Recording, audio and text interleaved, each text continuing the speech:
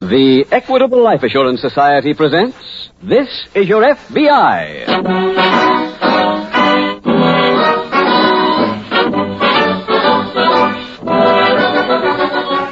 This is Your F.B.I., the official broadcast from the files of the Federal Bureau of Investigation. Presented as a public service by the Equitable Life Assurance Society of the United States and the Equitable Society's representative in your community.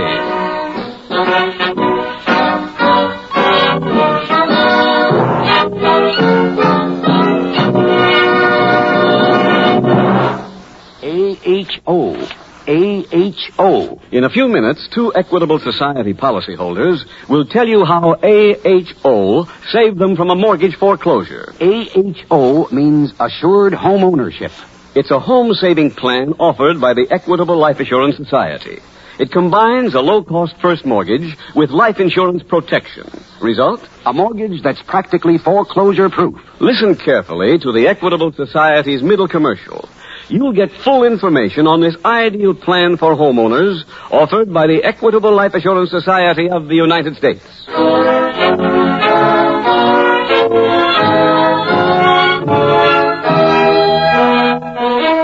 Tonight's FBI file, The Larcenous Landlady.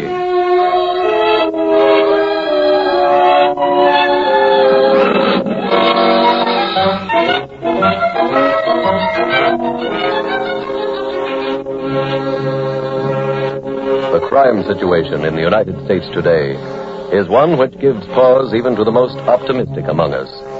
For the records gathered in the past 12 months by the Federal Bureau of Investigation show that not only were more crimes committed last year than the year before, an increase which placed the number of major crimes at over the 1,600,000 mark, but also saw a greater number of repeaters arrested.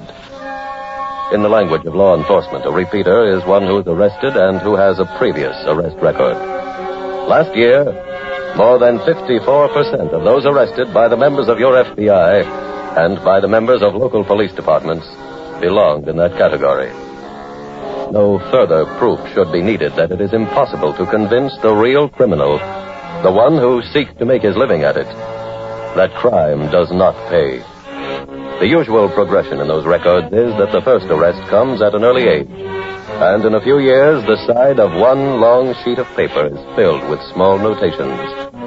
Notations which read, convicted March 13th, 6 months. Convicted December 10th, 1 to 5 years. And so they go, with the criminal never giving up, always striving to commit that impossible thing, a perfect crime.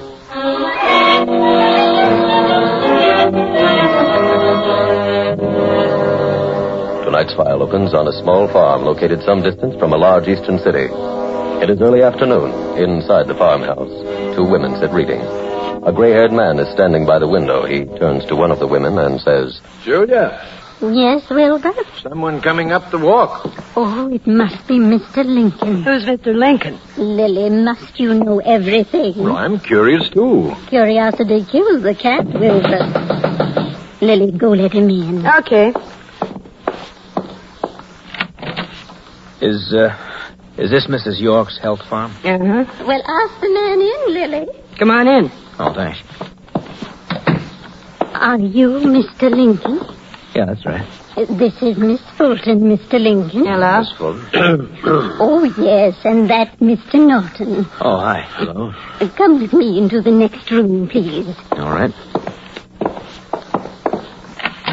Go ahead. Thank you. Have a chair? Yeah, thanks. Now, Mr. Lincoln, before I rent you a room, I'll have to explain certain rules of the house. We absolutely bar 3 types of people. Oh? Like who? Kidnappers, blackmailers, and firebugs. Oh. May I ask why you came here? I robbed a bank. How nice. Did you get a lot of money? $20,000. You're hot, I suppose. A real hot. You'll find our temperature very helpful. Who are those people I just met? Your fellow boarders. Oh? Mr. Norton came here to hide out 10 years ago and liked the place so well he became a permanent guest. How about the dame? What's her racket? Beauty parlors. She works in them? No, she holds them up. Oh. One other thing, Mr. Lincoln. Now, what's that? No mail. Why not? It's a house rule. But I'm going to hear from my brother. Have him address you care of General Delivery in Phillipsville. Okay. Can I see my room? Surely, it's out back here. Come along. Say, Yes, I hear you used to steal a little yourself. that's right. What was your touch? Well, I don't like to seem immodest, but in my younger days I was known as Queen of the Forgers. In fact, I'm still wanted by the police in 7 states.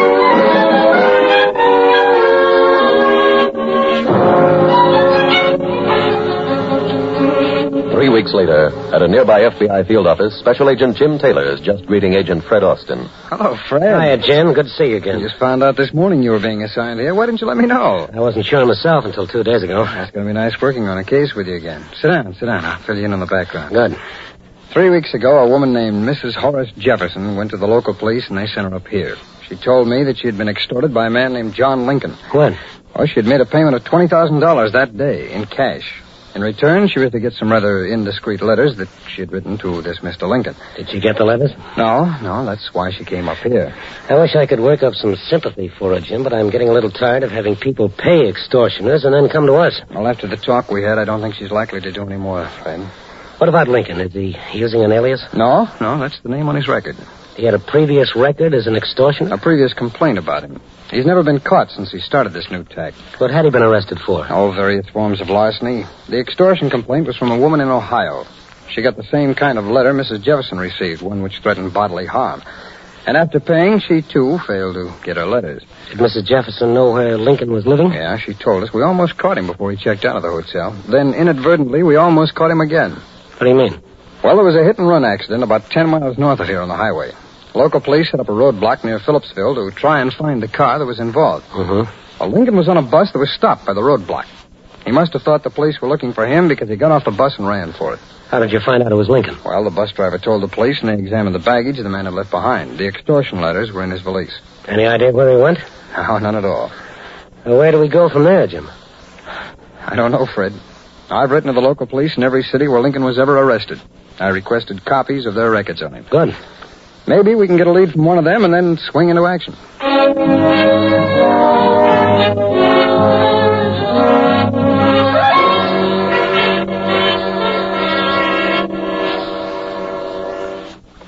Wilbur, Yes, Julia? want to see a pretty signature. Look, Cedar Barra. Well, don't you think it's good? Julia, I want to say something. Yes. I've been very comfortable here all these years. I've enjoyed you. I've enjoyed your guests, but... What is it, Wilbur? Well, I'm afraid the time has come for me to leave. Why? Did you see this magazine section of the Sunday paper? No. There's a whole page about Mr. Lincoln. Oh, that's nice. Julia, he isn't a bank robber. He's wanted for extortion. Heavens. I can't believe it. Oh, it's the truth. Look here. Well, I declare. Where is he now? Out for a walk with Lily. Well, the minute he returns from the walk, I shall order him to pack and leave.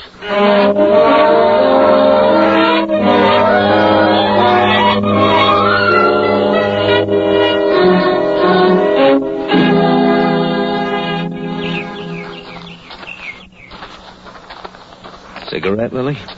No, thanks. Hey, we ought to be going in the house. It's almost supper time. Okay. But let's hear the rest of it. About me? Yeah. Well, it's all pretty much the same. After the first beauty shop stick-up, I decided to stay in that field. That's what I've been doing ever since. Oh, I see. You know, well, I don't want this to sound like a beef, but if I had it to do over again, I'd have gone to high school. Even to college. Instead of wasting all that time with a gun. Don't sound wasted to me. Yeah, but I could have been learning stuff. Getting smart. With a good education, I could be stealing big. Could be. Oh, go ahead. Thanks. Oh, hi, Mr. Norton. Mrs. York wants to see you. What about? Oh, she'll tell you herself. Julia. Yes, Wilbur? They're back. I'm coming. What's all this about? Oh, you'll see in a minute, Miss Vogel. Mr. Lincoln. Yeah? I'm going to have to ask you to leave. What? Why? Look at this. What? This article in the newspaper. It's about him. Well, let me see it. Imagine him trying to pass himself off as a respectable bank robber. You're an extortioner? Yeah, that's right. We have no room here for your kind. Look, I'm paying my rent, ain't I? There are more important things than money. Good for you, Julia. Mrs. York. What? Don't you think you're being kind of narrow-minded? I do not. There's lots of things worse than extortion. I'll be the judge of that. Now, wait a minute. I'm not leaving, Grandma. Young man, this is my farm. You don't want to lose it, do you? You could if I blew a whistle on you. Oh, you. The cops would move right in on this whole setup. You mean you'd turn her in? That's right. Scoundrel. Huh? Do I stay, Grandma? Yes.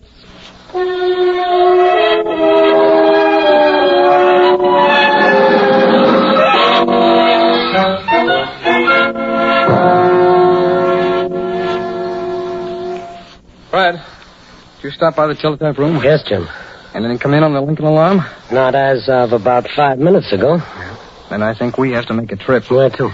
Well, I read those arrest records they got on Lincoln. I learned that he's got a brother named Marty. The first time Lincoln was arrested, this brother posted bail for him. Where does he live? Well, at that time, he was at an address in Pittsburgh. I called the Pittsburgh office, and I asked them to check on him. Get a report back yet? Yeah, they found he'd moved to a hotel in Cincinnati. I called the Cincinnati office. They tried to locate him there. No luck again. Missed him by a couple of months.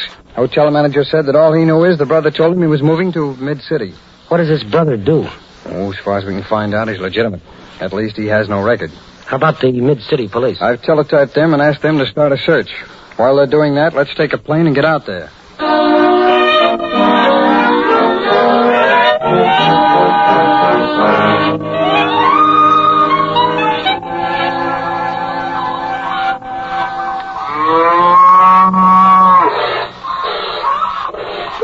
That's better. You're not getting as much milk out of her as you used to, Julia. Well, I guess maybe she's getting a little old. Mrs. York. Mrs. York. Something wrong, Lily? John's gone. Mr. Lincoln? Yeah.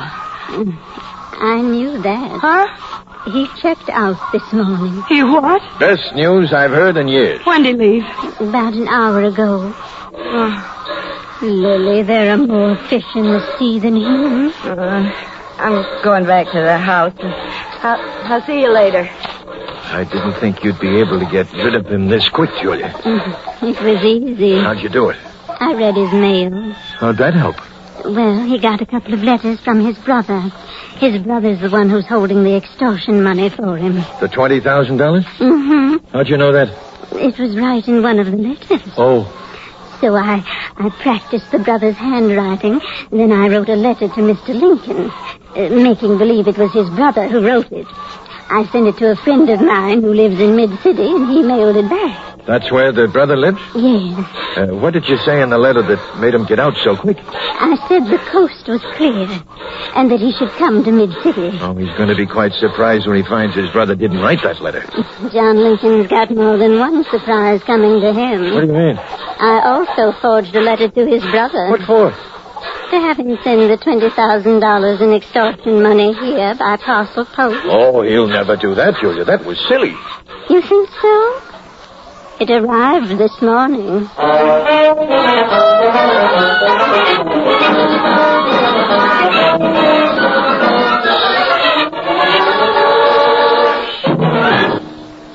We will return in just a moment to tonight's file, which shows how your FBI protects American citizens and American homes. Now, a typical case from the files of the Equitable Life Assurance Society. Let's have Mr. and Mrs. Howard Farnham tell you about it. Last winter, a car skidded into Howard's car. Well, Howard had to spend almost 2 months in the hospital. I'm a salesman on commission. My income dropped to nothing a week. Then our mortgage payment came due, and not 1 cent in the bank. And then, well, Howard, you tell them. Well, I suddenly remembered the cash fund in my Equitable Assured Home Ownership Plan. My Equitable Society representative had told me it could be used when emergencies like sickness or unemployment threatened home ownership. The cash fund in our plan not only covered the mortgage payment, but helped with the hospital bills. You see, the Farnham's Equitable Assured Home Ownership Plan combines a low-cost first mortgage with life insurance protection. The insurance element creates the emergency cash fund. This fund may also be used to pay off the mortgage well ahead of schedule. Right. By using this fund, many 20-year mortgages have been paid off in about 15 years. Under the Assured Home Ownership Plan, if the owner dies, the Equitable Society not only cancels the mortgage, but also returns to the widow every dollar her husband had paid to reduce the principal. Finally, during its life, the mortgage draws interest at only 4%, and there's a liberal allowance to cover title search, lawyer's fees, and other closing costs. So, for many reasons, a man may consider himself lucky if his health, age, income, and the location of his home enable him to qualify for an Equitable Assured Home Ownership Plan. For full information, see your Equitable Society representative, or write care of this station to the Equitable Society. The Equitable Life Assurance Society of the United States.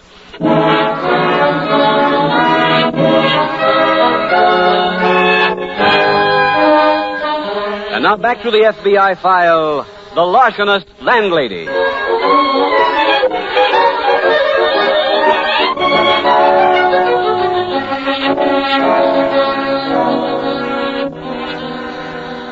The apparent lack of sympathy for Mrs. Jefferson, the extorted woman, on the part of the two special agents is not, as you might imagine, a callousness brought on by association with a great number of extortion cases. It couldn't be, because every special agent is trained to regard every violation as being of equal importance. No crime is given less attention than any other, and no criminal is searched for with any less diligence than another. However, the special agents of your FBI would be something less than human if they did not regard the actions of Mrs. Jefferson with some annoyance. The Federal Bureau of Investigation has long been joined with other law enforcement agencies in trying to educate the public to the fact that any money you turn over to the extortioner is only a down payment. There is no attempt made to total the amount of money paid every year to extortioners because the figures are impossible to obtain. However, it seems safe to say that it runs heavily into the millions, and that not one extortioner in 100 has ever been satisfied with one payment. On this program tonight, we repeat the advice given before. No matter what it is that you may be trying to hide, should anyone attempt to extort any money from you under threat of exposure, tell him you'll pay. Make an appointment to meet him, and then call your local police.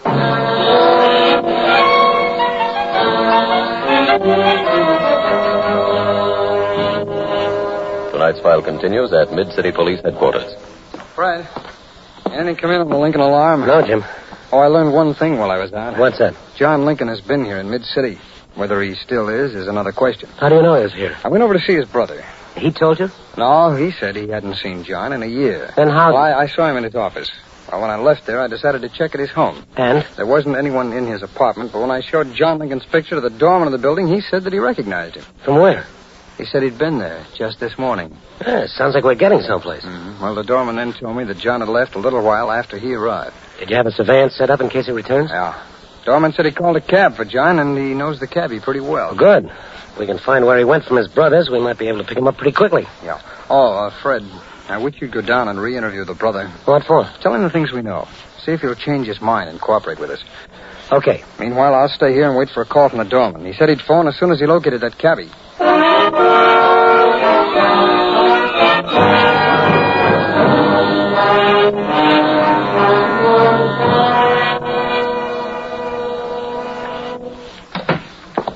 Anybody here? Who's that? Hello, Lily. John. Where is everybody? I thought you'd gone. I came back. Why'd you leave without telling me? I'll explain that later. Where's Grandma? She went to the movies. Old man Norton with her? Yeah. I'm glad you did come back. I had to. Grandma clipped me for my bundle. What? She took me for 20 G's. How? She wrote a letter to my brother. Asked him to send all my money here. But why should he? She wrote it in my handwriting. Oh. I came here to collect. You'll have a tough job getting it away from her. Ellie, you got a gun? Sure, I got a gun. What am I, a dressmaker? Let me have it. Why? I might need a little convincer when they come back. Well, it's pretty small. Does it shoot? Sure. And it's big enough. Look, honey. You told me the other day you want to graduate into a higher line of larceny. Is that right? That's right. Well, you work along with me on this. You help me get the 20 G's back. You just found yourself a partner.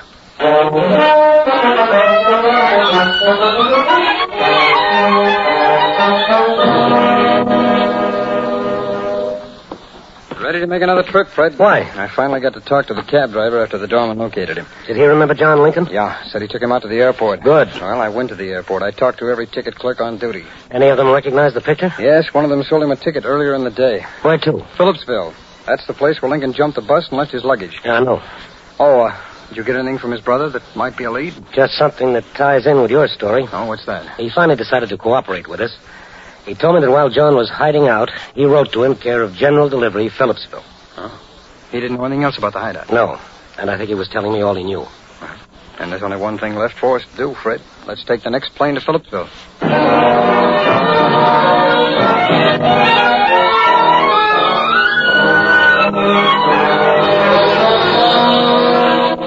Get anything, Fred? No one remembers seeing Lincoln today. That could mean he's still here in Phillipsville. Yes, but where? Did you check the cab line? Yeah, no luck. What about the bus that runs into the city? The driver who met that plane isn't back yet. Fred, why don't you wait here for him? Where are you going? To the post office to see if Lincoln's been there today.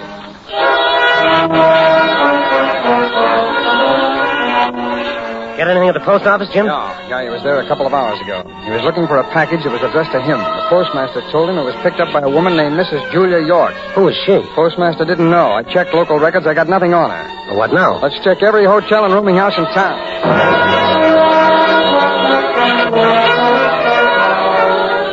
I covered every hotel. No luck, Jim. Fred, I think this envelope might be the lead we want. Where did you get that? At the bus company. What's in it? The remains of an eyeglass lens that John Lincoln broke when he jumped off that bus at the roadblock. Let's go.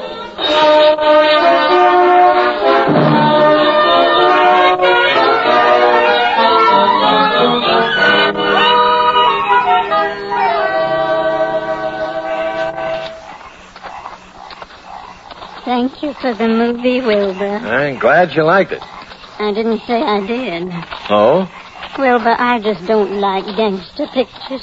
All that shooting and killing just makes me shudder. Well, they are pretty spicy. Goodness, you'd think they'd make a picture once in a while about, well, someone like my dear departed husband.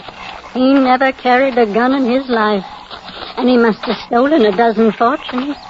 There'd be romance in that, Wilbur. High adventure. It would show The lights are on in the house, Julia. Oh. Well, Lily probably left them on. Maybe sitting up reading. I suppose. Go ahead, Julia. Thank you, Wilbur. Greetings, Grandma. Surprise? Not necessarily. Lots of times folks fall in love with this place and just want to come back. That's right, Julia. There's a tug here. Yeah, I felt it. I'm complimented that you returned, Mr. Lincoln, but I'm sorry to announce that we've rented your room. Quit stalling, Mrs. York. He knows all about what you did. What's she talking about, Wilbur? I have no idea. You think this will give you an idea? Mr. Lincoln, the rules of this house do not permit the use of firearms in the living room. Get up the dough, Grandma. You want your rent money back? He wants the dough you clipped from him. The dough his brother sent to you. Lily, are you on his side? What if I am? Shame on you. Look, I've had enough of this. Not much when it comes to guns, but unless I get some action, I'm pulling his trigger. Let's have that gun, Lincoln. Throw it on the floor. Go on. That's it. Good for you, young man. Who are you? Special agent of the F.B.I. Oh, Henry. All of you here are under arrest.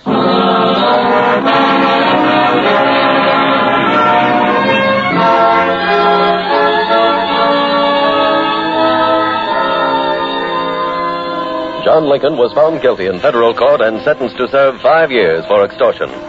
With his arrest, the other guests at the hideout were identified, and it was found that they were wanted in a dozen different states. Combining the knowledge that John Lincoln wore thick glasses with the fact that he had stayed in the vicinity of Phillipsville for 3.5 weeks, led Special Agent Taylor to question every optometrist in the area. Since this was done at night, and because it had to be done in a hurry, the two special agents were forced to track down each of the people on their list. Some were at the movies, some at restaurants, some visiting friends. But finally, the two agents located an optometrist who, upon being shown John Lincoln's picture, positively identified the blackmailer as having been one of his customers. After a quick trip back to the store to go through the delivery slips, Special Agents Taylor and Austin learned the address to which the new glasses had been delivered. In that manner, your F.B.I. was able not only to capture an extortioner and to put out of business the hideaway for criminals run by the old lady, but also to apprehend 2 other criminals wanted by the local police, and thus further to protect you, the American people, from the onslaughts of these particular criminals.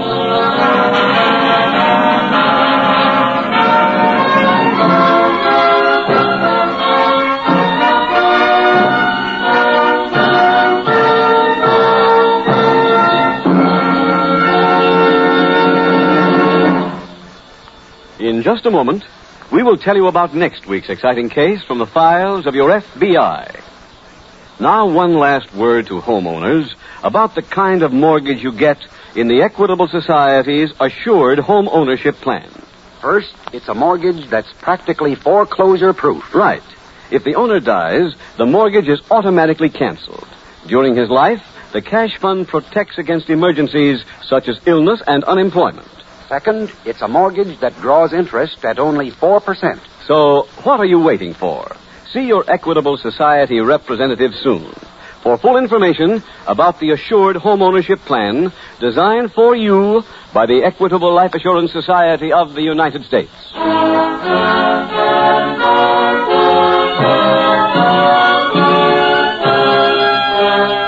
Next week, we will dramatize another case from the files of the Federal Bureau of Investigation. A story revealing the operations of 2 contriving female criminals. Its subject, larceny. Its title, The Lonely Hearts Racket. The incidents used in tonight's Equitable Life Assurance Society's broadcast are adapted from the files of the Federal Bureau of Investigation. However, all names used are fictitious, and any similarity thereof to the names of persons living or dead is accidental. Tonight, the music was composed and conducted by Frederick Steiner. The author was Jerry D. Lewis. Your narrator was William Woodson, and Special Agent Taylor was played by Stacy Harris. Others in the cast were Tony Barrett, Marlo Dwyer, Frank Lovejoy, Paul McVeigh, and Peggy Weber. This Is Your F.B.I. is a Jerry Devine production. This is Larry Keating speaking for the Equitable Life Assurance Society of the United States and the Equitable Society's representative in your community, and inviting you to tune in again next week at the same time when the Equitable Life Assurance Society will bring you another thrilling story from the files of the Federal Bureau of Investigation, The Lonely Hearts Racket, on This Is Your F.B.I. This is ABC, the American Broadcasting Company.